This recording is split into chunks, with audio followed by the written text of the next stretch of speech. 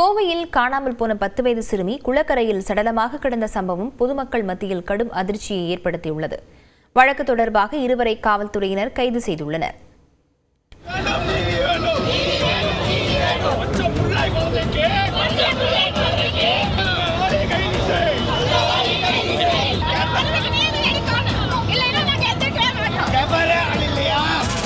கோவை மாவட்டம் சூலூர் காவல் எல்லைக்குட்பட்ட பகுதியில் வசிக்கும் தம்பதியின் 10 வயது மகள் வியாழனன்று மாலை வீட்டின் அருகே விளையாடி கொண்டிருந்த பொழுது திடீரென காணாமல் போனார்.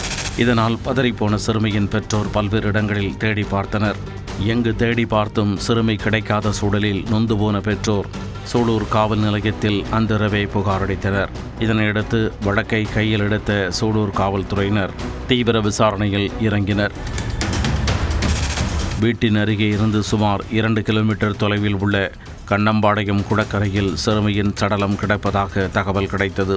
அதன் பேரில் நிகழ்விடத்திற்கு சென்ற காவல்துறையினர் சடலத்தை மீட்டனர். அதில் கடத்தப்பட்டதாக தேடப்பட்டு வந்த சிறுமிதான் சடலமாக இருப்பது உறுதியானது. இதையடுத்து சிறுமியின் உடலை மீட்டு உடற்கூறாய்விற்காக கோவை இஎஸ்ஐ அரசு மருத்துவமனைக்கு அனுப்பி வைத்தனர். பாலியல் வன்கொடுமை செய்யப்பட்டு சிறுமி கொலை செய்யப்பட்டிருக்கலாம் என்ற சந்தேகம் எழவே காவல்துறையினர் விசாரணையை தீவிரப்படுத்தினர். சந்தேகத்தின் பேரில் அதே பகுதியைச் சேர்ந்த இருவரை பிடித்து விசாரணை மேற்கொண்டனர். அதில் பாலியல் துன்புறுத்தல் செய்திருப்பது தெரிய வந்துள்ளதாக கூறப்படுகிறது. சம்பவம் நிகழ்ந்த இடத்தில் இருந்த சிசிடிவி கேமராக்களில் பதிவான காட்சிகளையும் கைப்பற்றி ஆய்வு செய்து வருகின்றனர். இதனிடையே இக்கொடூர சம்பவத்திற்கு நீதி கேட்டும் பிடிபட்டவர்களை தங்களிடம் காட்ட வலியுறுத்தியும் சிறுமியின் உறவினர்கள் பொதுமக்கள் சாலை மறியல் போராட்டத்தில் ஈடுபட்டுள்ளனர்.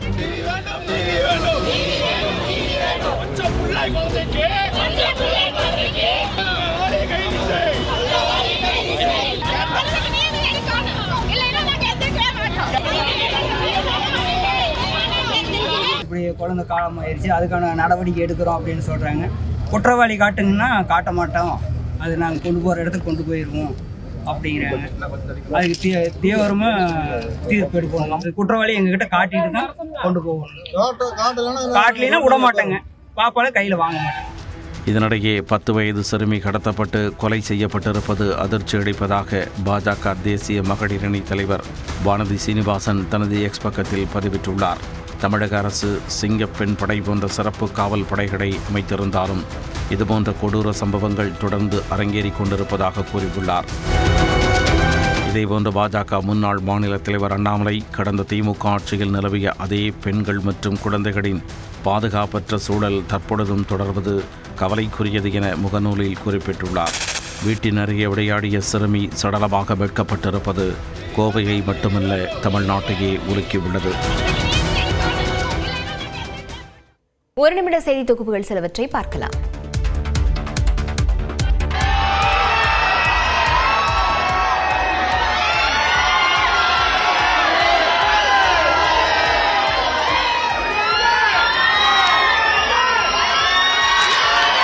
முதலமைச்சர் விஜய் கூலிங் கிளாஸ் அணிந்தபடி தலைமைச் செயலக வளாகத்தை பார்வையிட்ட நிலையில் அங்கு திரண்டிருந்த மக்கள் உற்சாக குரல் எழுப்பினர். சென்னை தலைமைச் செயலகத்தின் 10வது நுழைவாயிலில் இருந்து பேட்டரி வாகனத்தில் புறப்பட்ட முதலமைச்சர் விஜய் தலைமைச் செயலக வளாகத்தில் உள்ள பழமையான புனித மேரி தேவாலயத்திற்கு சென்றார். அங்கிருந்து ஜார்ஜ் கோட்டை சென்று கோட்டை அருங்காட்சியகத்தை பார்வையிட்டார்.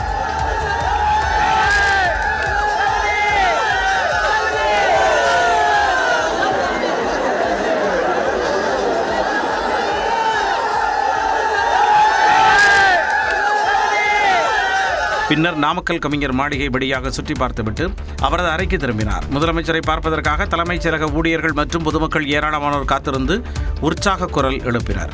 கூட்டம் அதிகமாக இருந்ததால் தலைமைச் செயலகத்தில் காவல்துறை பாதுகாப்பு பலப்படுத்தப்பட்டது. சேலம், தருமபுரி, கிருஷ்ணகிரி, வேலூர் மாவட்டங்களில் 3 நாட்கள் கனமழைக்கு வாய்ப்பிருப்பதாக வானிலை ஆய்வு மையம் தெரிவித்துள்ளது.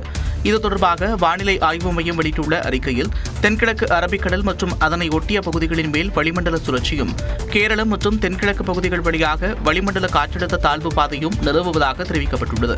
இதன் காரணமாக நீலகிரி, ஈரோடு, சேலம், தருமபுரி, கிருஷ்ணகிரி, திருப்பத்தூர், வேலூர், திருவண்ணாமலை, கள்ளக்குறிச்சி மாவட்டங்களில் இன்றும் நாளையும், பெரம்பலூர், திருச்சி, நாமக்கல், கரூர், திண்டுக்கல், தேனி, மதுரை ஆகிய மாவட்டங்களில் நாளை மட்டும் இடி, மின்னல் மற்றும் பலத்த காற்றுடன் கனமழைக்கு வாய்ப்பிருப்பதாக வானிலை மையம் கணித்துள்ளது. அதேபோல மே 25, 26 ஆகிய தேதிகளில் கோவை மற்றும் திருப்பூர் மாவட்டங்களின் மலைப்பகுதிகள், நீலகிரி, தேனி, திண்டுக்கல், ஈரோடு, நாமக்கல், சேலம், மதுரை, தருமபுரி, கிருஷ்ணகிரி மாவட்டங்களில் கனமழை பெய்யக்கூடும் என்று கணிக்கப்பட்டுள்ளது. சென்னையை பொறுத்தவரை இன்று வானம் ஓரளவு மேகமூட்டத்துடன் காணப்படும் என்றும் நகரின் ஒரு சில பகுதிகளில் வெப்ப அலை வீசக்கூடும் என்றும் வானிலை மையம் கூறியுள்ளது. கோடை வெப்பத்தின் இடையே கள்ளக்குறிச்சி, சிவகங்கை மற்றும் ராணிப்பேட்டை ஆகிய மாவட்டங்களில் இடி மின்னலுடன் கூடிய பரவலான மழை பெய்தது. கள்ளக்குறிச்சி மாவட்டம் தியாகதுருகம் மற்றும் அதன் சுற்றுவட்டார பகுதிகளில் திடீரென இடி மின்னலுடன் பெய்த கனமழையால் வெப்பம் தணிந்து குளிர்ச்சி நிலவியது. பலத்த காற்றினால் தியாகதுருகம் பேருந்து நிலையம் அருகே வைக்கப்பட்டிருந்த விளம்பர பதாகைகள் சரிந்து விழுந்ததில் சாலையோர தள்ளுவண்டி கடை ஒன்று சேதமடைந்தது.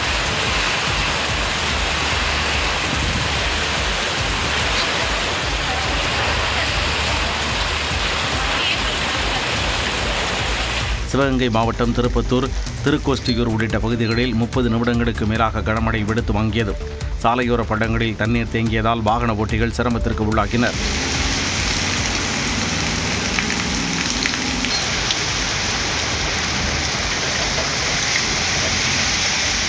ராணிப்பேட்டை மாவட்டத்தின் காவேரிப்பாக்கம், வாலாஜா உள்ளிட்ட பகுதிகளில் இடி மின்னலுடன் கூடிய லேசான மழை பெய்தது. 1 மணி நேரத்திற்கு மேலாக நீடித்த இந்த மழையால் மாவட்டத்தின் வெப்பம் தணிந்து இதமான சூழ்நிலை நிலவியது.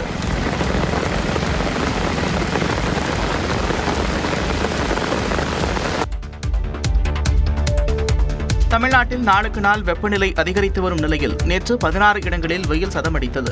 அதிகபட்சமாக ஈரோட்டில் 107 டிகிரி ஃபாரன்ஹீட் வெயில் பதிவானதாக வானிலை ஆய்வு மையம் தெரிவித்துள்ளது. சென்னை மீனம்பாக்கத்தில் 105 டிகிரி ஃபாரன்ஹீட் வெப்பமும், திருத்தணி, வேலூர், மதுரை நகரம், திருச்சி ஆகிய இடங்களில் 104 டிகிரி ஃபாரன்ஹீட் வெப்பமும் பதிவானது.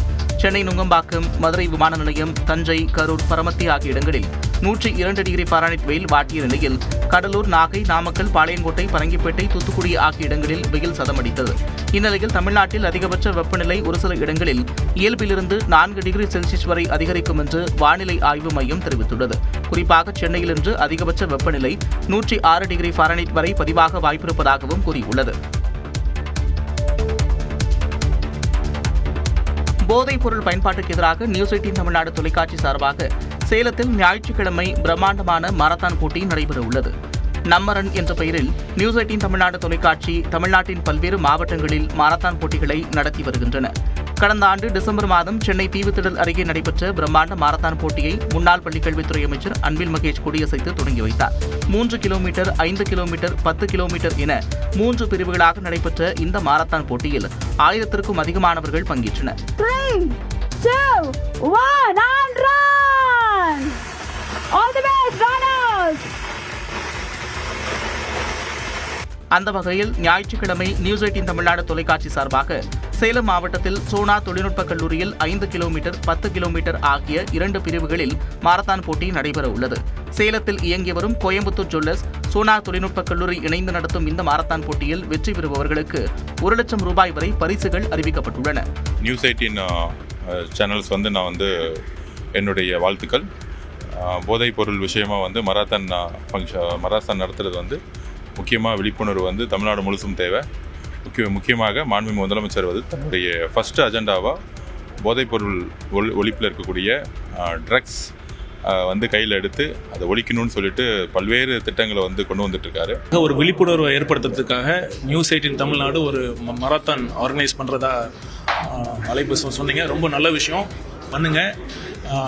சேலத்தில் வருகிற ஞாயிற்றுக்கிழமை அந்த மராத்தான் இருக்குது. நானும் கண்டிப்பாக அதை கலந்துக்கிறேன். கண்டிப்பாக மக்கள் சேலமும் அதன் சுற்றி இருக்கிற பகுதியில் இருக்கிற இளைஞர்கள் இந்த போதைக்கு எதிரான விழிப்புணர்வு மராத்தானில் நீங்களும் கலந்துக்குங்க. இதில் 5 கிலோமீட்டர் தொலைவிலான மாரத்தான் ஓட்டத்தில் குழந்தைகளும் பங்கேற்கலாம் என்று தெரிவிக்கப்பட்டுள்ளது.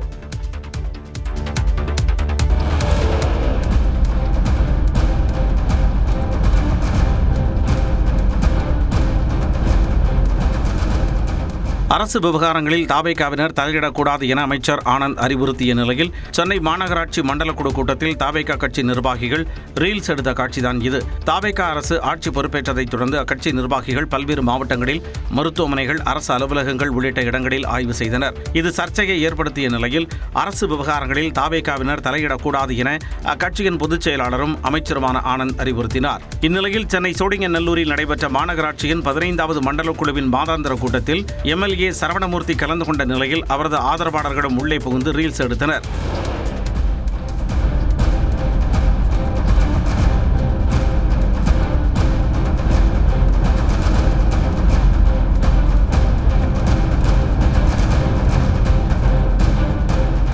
இந்த காட்சிகள் சமூக வலைதளங்களில் வெளியாகி மீண்டும் சலசலப்பை ஏற்படுத்தியுள்ளன.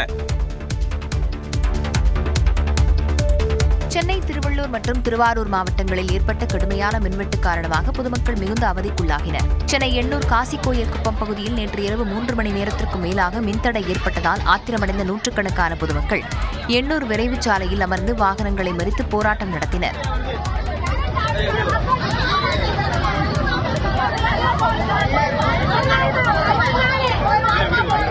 காவல்துறையினர் மின்வாரிய அதிகாரிகளை தொடர்பு கொண்டு உடனடியாக மின்தடையை சரி செய்தனர். இதேபோல் திருவள்ளூர் மாவட்டம் திருத்தணி நகராட்சி குமாரகுப்பம் பகுதியில் பலத்த மழையால் 3 மணி நேரத்திற்கும் மேலாக மின்சாரம் மற்றும் குடிநீர் விநியோகம் பாதிக்கப்பட்டது. இதனால் அதிருப்தியடைந்த பொதுமக்கள் திருத்தணி வேலூர் மாநில நெடுஞ்சாலையில் அமர்ந்து போராட்டம் நடத்தியதால் 1 மணி நேரத்திற்கு மேலாக போக்குவரத்து ஸ்தம்பித்தது. திருவள்ளூர் மாவட்டம் ஆர்கேபேட்டை அருகே உள்ள கிருஷ்ணாகுப்பம் கிராமத்தில் கடந்த 2 நாட்களாக முறையாக மின்சாரம் இல்லாததால் அதிகாரிகளின் அலட்சியத்தை கண்டித்து பொதுமக்கள் மாநில நெடுஞ்சாலையில் திடீர் சாலை மறியலில் ஈடுபட்டனர். திருவாரூர் மாவட்டத்தின் கோட்டூர், விக்கிரபாண்டியம் உள்ளிட்ட சுற்றுவட்டார பகுதிகளில் கடும் வெயிலுக்கு மத்தியில் அறிவிக்கப்படாத தொடர் மின்வெட்டு ஏற்பட்டது. பலமுறை மின்சாரம் நிறுத்தப்படுவதால் குழந்தைகள் மற்றும் முதியவர்கள் கடும் அவதிக்குள்ளாகி வருகின்றனர். தமிழ்நாட்டில் நிலவும் மின்வெட்டு பிரச்சினைக்கு உடனடியாக தீர்வு காண வேண்டும் என்று முன்னாள் அமைச்சர் சிவசங்கர், தேமுதிக பொதுச் செயலாளர் பிரேமலதா ஆகியோர் வலியுறுத்தியுள்ளனர். மின்வெட்டு பிரச்சினை தொடர்பாக வீடியோ வெளியிட்டுள்ள முன்னாள் அமைச்சர் சிவசங்கர், தாவேக் அரசு மத்திய அரசின் குரலாக மின்துறையை தனியார்மயமாக்க முயற்சிப்பதாக சந்தேகம் எழுப்பினார். இன்றைக்கு பொறுப்பேற்றிருக்கிறவர்கள் பொறுப்பேற்ற இத்தனை நாட்களுக்குள் அதற்கான தீர்வு என்ன என்பதை பார்க்காமல் கடந்த ஆட்சியை குறை சொல்வதற்கு போலவும் இன்றைக்கு ஏதோ புதிதாக ஆட்கள் பற்றாக்குறை என்பது ஏற்பட்டிருப்பதும் போலவும் பேசிக்கொண்டிருப்பது தேவையில்லாத ஒன்று. மக்கள் உங்களிடத்தில் பவரை கொடுத்துட்டாங்க, பவர் கட் இருக்கக்கூடாதுங்கிறத மக்கள் கேட்பது. அதற்கு என்ன வழி என்று பார்த்தால் போதும். ஆனால் இவர்கள் ஏதோ ஒரு நோக்கத்தோடு, உள்நோக்கத்தோடு ஒன்றிய அரசின் குரலாக ஒலிப்பது போல் தோன்றுகிறது. எனவே மக்களுக்கான பிரச்சனையை தீர்ப்பதற்கு இந்த அரசு உடனடியாக முன்வர வேண்டும். அதேபோல மின்வெட்டு பிரச்சனையால் மக்கள் அவதியடைந்து வருவதாக அறிக்கை வெளியிட்டுள்ள தேமுதிக பொதுச் செயலாளர் பிரேமலதா விஜயகாந்த், மின்வெட்டு பிரச்சனைக்கு நிரந்தர தீர்வு காண வேண்டும் என்று வலியுறுத்தியுள்ளார். மேலும் தமிழ்நாட்டில் மின்வெட்டு இல்லாத நிலையை உருவாக்க அரசு உறுதியான செயல் திட்டங்களை வகுக்க வேண்டும் என்றும் கேட்டுக் கொண்டார்.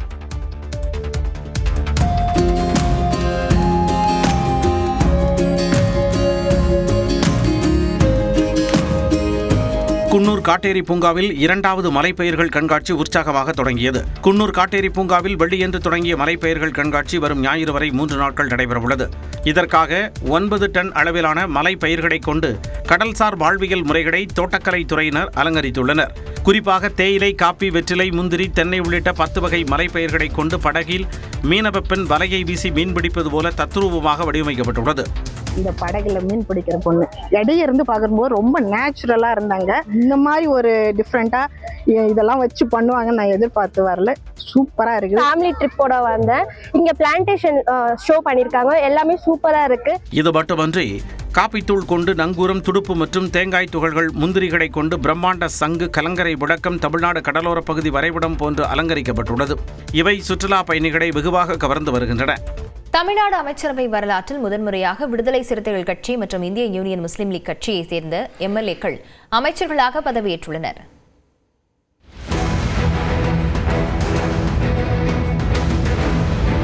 அசன்சா முகமது யாசின் ஷாஜஹான் எனும் நான், மன்னிய அரசு என்னும் நான்,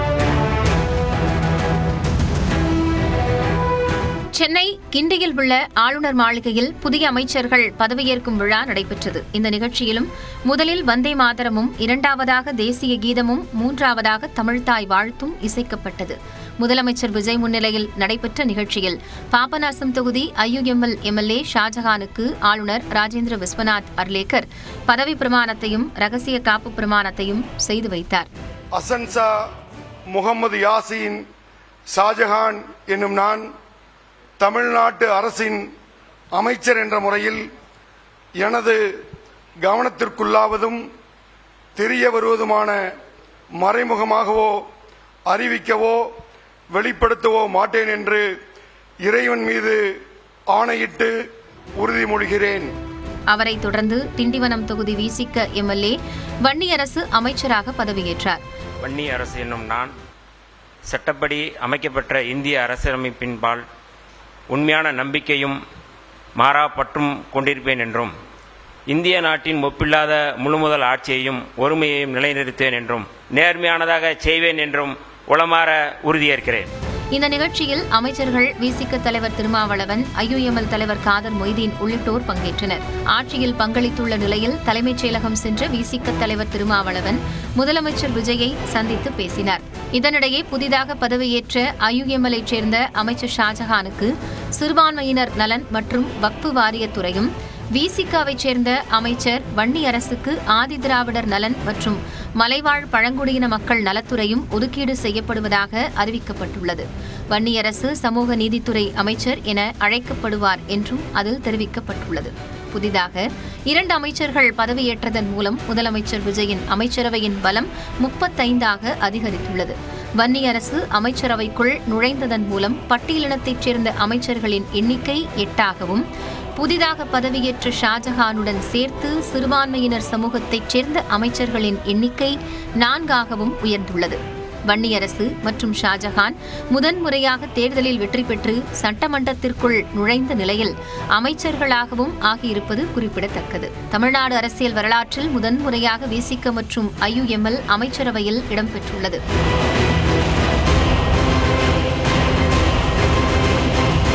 காங்கிரஸ் கட்சியும் 59 ஆண்டுகளுக்கு பிறகு அமைச்சரவையில் இடம்பெற்றுள்ள நிலையில் முதலமைச்சர் விஜய் தலைமையிலான கூட்டணி அரசில் தாவேக உட்பட 4 கட்சிகள் இடம்பெற்றுள்ளன. இதை சுட்டிக்காட்டி தாவேக தகவல் தொழில்நுட்ப அணி வெளியிட்டுள்ள எக்ஸ் பதிவில், ஆட்சியில் பங்கு என்பது வெறும் வார்த்தை ஜாலம் என சிலர் நினைத்ததாகவும், ஆனால் முதலமைச்சர் விஜய் சொன்னதை செய்வார், செய்வதையே சொல்வார் என்றும் குறிப்பிட்டுள்ளது. விக்கிரவாண்டியில் விதைத்த கொள்கை விதையை முதலமைச்சர் விஜய் தற்போது செயலாக மாற்றி வருவதாகவும், இது தமிழ்நாட்டின் எதிர்கால அரசியல் பாதையை மாற்றியமைக்கும் ஒரு புரட்சிகரமான நகர்வு என்றும் குறிப்பிட்டுள்ளது. ஒரே கட்சி ஒட்டுமொத்த அதிகாரத்தையும் தன்வசம் வைத்திருக்கும் நிலையை மாற்றி மக்களுக்கான ஜனநாயக ஆட்சியில் அனைத்து தரப்பினரின் பங்களிப்பை முன்னிறுத்தி முதலமைச்சர் விஜய் செயல்படத் தொடங்கி இருப்பதாகவும் தாவேக IT விங் தெரிவித்துள்ளது. இனி காலை விரைவுச் செய்திகளை பார்க்கலாம். தஞ்சாவூரை அடுத்த கரந்தையில் அமைந்துள்ள பெரியநாயகி உடனுறை கருணாசுவாமி கோவில் வைகாசி விசாக பெருவிழா கொடியேற்றத்துடன் தொடங்கியது. கொடிமரம் அருகே கருணாசுவாமி பெரியநாயகி அம்மன் எழுந்திருட கொடிமரத்திற்கு வாசனை திரவியங்களால் சிறப்பு அபிஷேகம் நடைபெற்றது. அதனைத் தொடர்ந்து நந்தி, அஸ்திர தேவர் உருவம் பொறித்த கொடிப்பட்டம், மேளதாளங்கள் முழங்க கொடிமரத்தில் ஏற்றப்பட்டது. விழாவின் முக்கிய நிகழ்ச்சியாக ஏலூர் கண்ணாடி பல்லாக்கு விழா வரும் ஜூன் 1ஆம் தேதி நடைபெறவுள்ளது.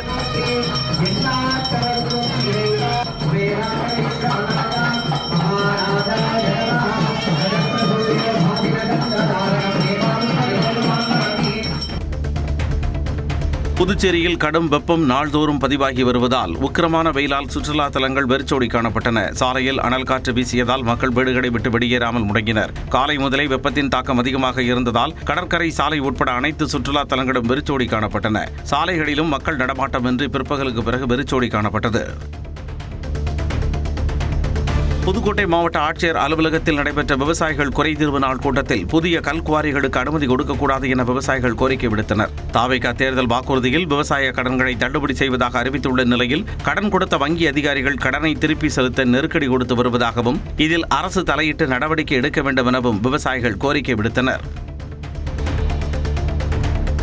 நீலகிரியில் சுற்றுலா மாவட்டத்தை ஸ்மார்ட் சிட்டியாக மாற்றுவதற்கான திட்டங்களை தர வேண்டும் என பிரதமரிடம் கோரிக்கை வைப்பேன் என உதகை சட்டமன்ற உறுப்பினர் போஜராஜன் தெரிவித்துள்ளார். குன்னூர் காட்டேரி பூங்காவில் 2வது மலைப்பயிர்கள் கண்காட்சியை பார்வையிட்ட அவர், நீலகிரிக்கு வரும் சுற்றுலா பயணிகள் எந்த இடையூறும் இன்றி அனைத்து சுற்றுலா தலங்களையும் கண்டு ரசித்து செல்லும் வகையில் நடவடிக்கைகள் எடுக்கப்படும் என கூறினார். நமது பாரத பிரதமர் அவர்களையே நாங்கள் ஒரு வேண்டுகோள் விட்டிருக்கிறேன். நீங்கள் உதகைக்கு வர வேண்டும் என்று நான் கேட்டிருக்கின்றேன்.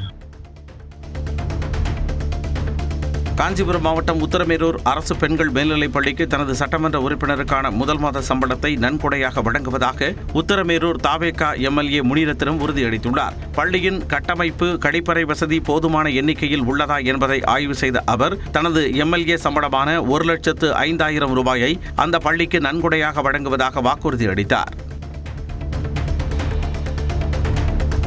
சென்னை அம்பத்தூரை அடுத்த கள்ளிக்குப்பத்தில் கோடை வெப்பத்தால் உருகி தாழ்ந்த உயர் மின்னழுத்த மின்கம்பி வீட்டின் சுவரில் உராய்ந்ததில் ஏற்பட்ட மின் விபத்தால் 20க்கும் மேற்பட்ட வீடுகளில் இருந்த மின்சாதன பொருட்கள் வெடித்து சிதறி சாம்பலாகின.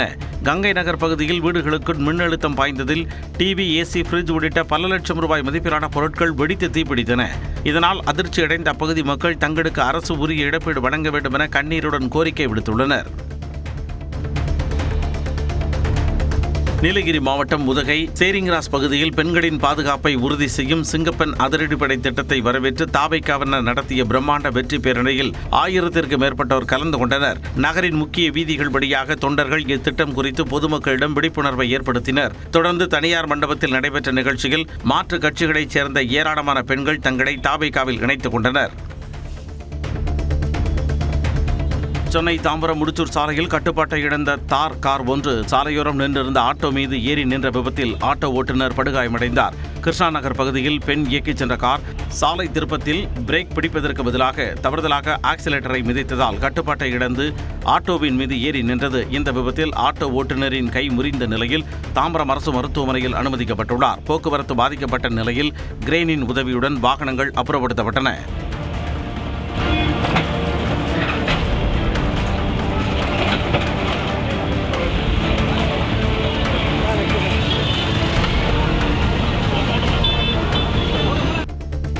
சிவகங்கை மாவட்டம் தேவக்கோட்டையில் பாலியல் தொந்தரவு புகாரை பெற அலட்சியம் காட்டியதாக கூறப்படும் காவல்துறையினர் 5 பேர் பணியிடை நீக்கம் செய்யப்பட்டுள்ளனர். ஆட்டோவில் சென்றபோது ஓட்டுநர் பாலியல் தொல்லை கொடுத்ததாக 36 வயது பெண் அளித்த புகாரை நகர காவல் நிலையம், அனைத்து மகளிர் காவல் நிலைய காவலர்கள் பெறவில்லை என்று கூறப்படுகிறது. இதனையடுத்து ராமநாதபுரம் சரக டிஐஜியிடம் புகார் அளிக்கப்பட்ட நிலையில் ஆய்வாளர்கள் துரைராஜ், சீதாலட்சுமி உள்ளிட்ட 5 பேர் பணியிடை நீக்கம் செய்யப்பட்டுள்ளனர். தென்காசி மாவட்டம் குற்றாலம் வனப்பகுதியில் தனது கூட்டத்தை பிரிந்து தனியாக தவித்த ஆண் குட்டி யானை ஒன்றை வனத்துறையினர் பத்திரமாக மீட்டு சிகிச்சை அளித்து வருகின்றனர். குட்டியை தேடி யானை கூட்டம் அதே பகுதியில் சுற்றித் திரிவதால் பொதுமக்கள் நடமாட்டத்திற்கு முற்றிலும் தடை விதிக்கப்பட்டுள்ளது. மேலும் மீட்கப்பட்ட குட்டி யானையை மீண்டும் அதன் தாயுடன் சேர்ப்பதற்காக 2 தனிப்படைகள் அமைக்கப்பட்டு நவீன கருவிகள் மூலம் யானை கூட்டத்தை கண்காணிக்கும் பணியில் வனத்துறையினர் தீவிரமாக ஈடுபட்டு வருகின்றனர். திருவண்ணாமலை மாவட்டம் சேத்துப்பட்டில் சாலையில் தவறவிட்ட 4 சவரன் தங்கச் செயினை பத்திரமாக மீட்டு காவல் நிலையத்தில் ஒப்படைத்த இளைஞரின் நேர்மை நிகழ்ச்சியை ஏற்படுத்தியுள்ளது. மேல்மலையனூர் பகுதியைச் சேர்ந்த முருகன் என்பவர் சேத்துப்பட்டு அரசு மருத்துவமனைக்கு சிகிச்சைக்காக வந்தபொழுது தனது 4 சவரன் தங்கச் செயினை சாலையில் தவறவிட்டுள்ளார். அந்த வழியாக வந்த குணசீலன் என்ற இளைஞர் கீழே கிடந்த நகையை கண்டெடுத்துச் சென்று சேத்துப்பட்டு காவல் நிலைய ஆய்வாளர் குணபாலனிடம் ஒப்படைத்தார். மகனுக்கு சிறுநீரகம் தானம் வழங்க விரும்பும் தாய் தங்களது உறவை நிரூபிக்க டிஎன்ஏ பரிசோதனை செய்ய வேண்டிய அவசியம் இல்லை என்று சென்னை உயர்நீதிமன்றம் உத்தரவு பிறப்பித்துள்ளது. மேற்கு வங்கத்தைச் சேர்ந்த இளைஞர் ரோஹித் குமாருக்கு சிறுநீரகம் வழங்க அவரது தாய் ரீட்டா முன்வந்தார். ஆனால் உறவை நிரூபிக்கவில்லை என கூறி தமிழக அரசின் உடல் உறுப்பு மாற்று அங்கீகார குழு இதற்கு ஒப்புதல் அளிக்க மறுத்தது. இதனை எதிர்த்து தொடரப்பட்ட வழக்கை விசாரித்த நீதிபதி GR சுவாமிநாதன் 1 வாரத்திற்குள் இந்த சிறுநீரக மாற்று அறுவை சிகிச்சைக்கு ஒப்புதல் அளிக்க வேண்டும் என அங்கீகார குழுவுக்கு உத்தரவிட்டார். தென்காசி மாவட்டம் கடையம் காவல் நிலைய வளாகத்தில் நிறுத்தப்பட்டிருந்த குற்ற வழக்குகளில் பறிமுதல் செய்யப்பட்ட 90 இருசக்கர வாகனங்கள் திடீர் தீ விபத்தில் முற்றிலும் எரிந்து சாம்பலாகின. காவல் நிலைய ஓரமாக நிறுத்தி வைக்கப்பட்டிருந்த வாகனங்களுக்கு அருகில் இருந்த மூங்கில் மரங்கள் கடுமையான வெயில் காரணமாக திடீரென தீப்பற்றி எரிய தொடங்கின. இந்த தீ அருகில் இருந்த இருசக்கர வாகனங்களுக்கும் வேகமாக பரவியது. இந்த விபத்தில் முழுமையாக கருகிய 90 இருசக்கர வாகனங்களின் மதிப்பு சுமார் 30 லட்சம் ரூபாய் இருக்கும் என தெரிவிக்கப்பட்டுள்ளது.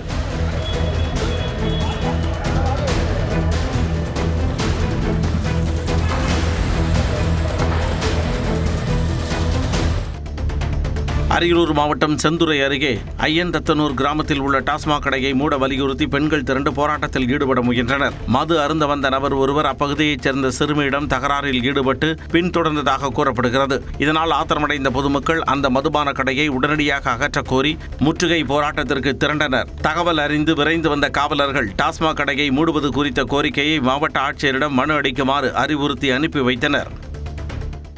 தாவேகா அமைச்சரவையில் விசிக இடம்பெற்றது குறித்து திமுக துணை பொதுச் செயலாளர் ஆர் ராசாவின் விமர்சனம் கடும் எதிர்வினையை கிளப்பிய நிலையில் திமுகவினர் கடுஞ்சொற்களை பேச வேண்டாம் என அக்கட்சித் தலைவர் மு க ஸ்டாலின் வலியுறுத்தியுள்ளார்.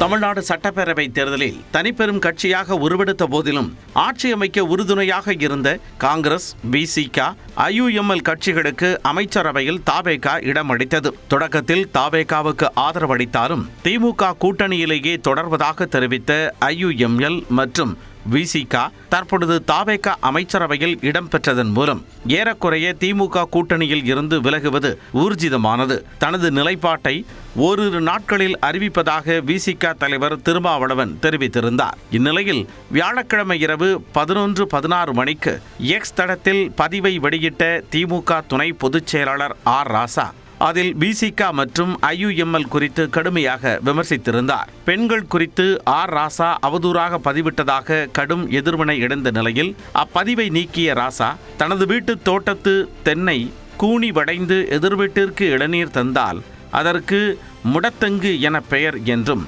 அத்தகைய செயலுக்கு அரசியலில் என்ன பெயர் சூட்டலாம் எனவும் மற்றொரு பதிவில் விமர்சித்திருந்தார். இது அரசியல் வட்டாரத்தில் விவாத பொருளானது. ஆர் ராசாவின் கருத்திற்கு எதிர்வினையாற்றிய விசிக பொருளாளர் எஸ் பாலாஜி எளியவருக்கு அதிகாரம் கிடைப்பதில் என்ன ஆத்திரம் எனவும் ஆற்றாமையால் அள்ளி வீசும் அவதூறு அசைத்திடாது என்றும் பதிலடி கொடுத்துள்ளார். திராவிட முன்னேற்ற கழகத்தினுடைய அடுத்த நிலையிலே உள்ள தலைவர்கள் இத்தகைய விமர்சனங்களை முன்வைப்பது என்பது ஏற்புடையதல்ல. அதேபோல விசிக பொதுச் செயலாளர் ரவிக்குமார் இனிய சொற்கள் இன்பம் தருவதை உணர்ந்தறிந்த ஒருவன் அதை விட்டுவிட்டு கடுஞ்சொற்களை பேசுவதால் என்ன பயன் என அர்த்தம் கொண்ட திருக்குறளை மேற்கோள் காட்டி தனது எக்ஸ் பக்கத்தில் பதிவிட்டிருந்தார். இதேபோல விசிகாவின் அதிகாரப்பூர்வ எக்ஸ் தளத்தில் மற்ற கட்சிகளின் தயவில் விசிக வளரவில்லை எனவும் கட்சி தாவல் பற்றி பேச மற்ற கட்சியினருக்கு என்ன தகுதி இருக்கிறது எனவும் தெரிவிக்கப்பட்டுள்ளது. கூட்டணியை விட்டு வெளியேறுகிறோம் என்ற அறிவிப்பை கூட வெளியிடாத நிலையில் அதற்குள் ஏன் இந்த எரிச்சல் எனவும் அந்த பதிவில் தெரிவிக்கப்பட்டுள்ளது. ஒடுக்கப்பட்ட மக்களின் வாக்குகளை மட்டும் வாங்கிக் கொண்டு அதிகாரத்தில் பங்கு தர மறுக்கும் சமூக நீதியை நீங்களே வைத்துக் கொள்ளுமாறும் கட்சி நலனுக்காகவும் மக்கள் நலனுக்காகவும் எந்த நேரத்தில் எந்த அரசியல் உத்தியை கையாள வேண்டும் என்று திருமாவளவனுக்கு தெரியும் எனவும் அதில் கூறப்பட்டுள்ளது. இதனிடையே விசிக குறித்த விமர்சனத்திற்கு ஆர் ராசா மன்னிப்பு கோர வேண்டும் என அமைச்சரும் முன்னாள் விசிக நிர்வாகியுமான ஆதவ் அர்ஜுனா தெரிவித்தார். அந்த வார்த்தைகளை விசிக தொண்டர்கள் மீதும் அண்ணன் திருமாவளவன் மீதும் பதிவு செய்ய வேண்டிய ஒரு நோக்கமே நாங்கள் கண்டிக்கத்தக்கது. அதே நேரம் திமுகவை விட்டு சென்றவர்கள் குறித்து தங்களுக்கு கவலை இல்லை என திமுக அமைப்பு செயலாளர் RS பாரதி கூறினார். தமிழ்நாட்டில் முதல் முறையா இப்படி ஒரு அணியில் வெற்றி பெற்றவர் ஒரு அணியோடு சேர்ந்து நடைபெறுகிறது. அதனால் அவங்க போனவங்களை பற்றி கவலை இல்லை. இதனிடையே பெரம்பலூர் பாலக்கரை பகுதியில் உள்ள ஆர் ராசாவின் அலுவலகத்தை விசிகவினர் முற்றுகையிட்டனர்.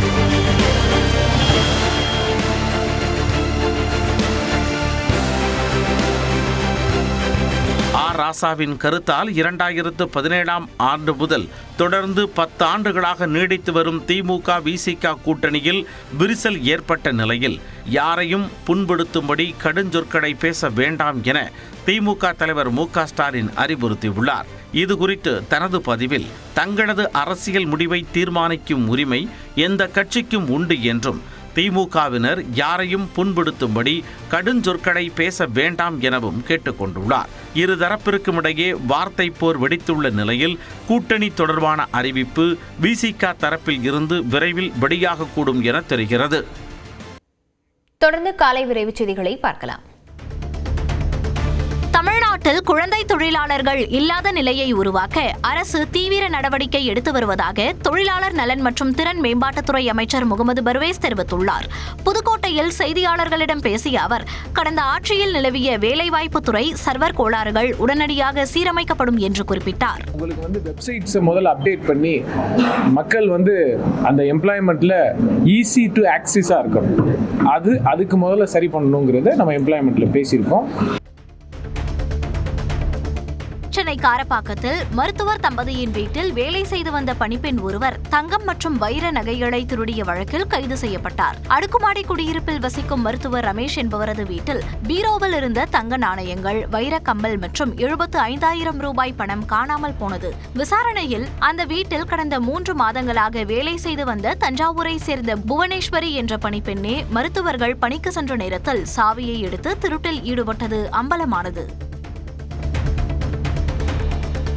நெல்லை அரசு மருத்துவமனையில் மூளைச்சாவு அடைந்த தொழிலாளியின் உடல் உறுப்புகள் தானம் பெறப்பட்டு அவரது உடலுக்கு அரசு மரியாதை செலுத்தப்பட்டது. தூத்துக்குடி மாவட்டம் கயத்தாரை அடுத்த அசோக்ராஜ் என்பவர் கடந்த 19ஆம் தேதி கங்கை கொண்டான் அருகே ஏற்பட்ட இருசக்கர வாகன விபத்தில் தலையில் பலத்த காயமடைந்து நெல்லை அரசு மருத்துவமனையில் மூளைச்சாவு அடைந்தார். இதனையடுத்து அவரது குடும்பத்தினர் சம்மதத்துடன் அசோக்ராஜின் கல்லீரல், சிறுநீரகங்கள், கருவெடிகள் மற்றும் தோல் ஆகிய உறுப்புகள் தானமாக பெறப்பட்டன. மயிலாடுதுறை மாவட்டம் தரங்கம்பாடி அருகே அகர ஆதனூரில் உள்ள புற்றடி மாரியம்மன் ஆலயத்தில் 90ஆம் ஆண்டு தீமிதி உற்சவம் மிக விமர்சையாக நடைபெற்றது. அக்கனிகுண்டத்தில் 500க்கும் மேற்பட்ட பக்தர்கள் இறங்கி தீமிதித்து தங்களது நேர்த்திக் கடனை செலுத்தினர்.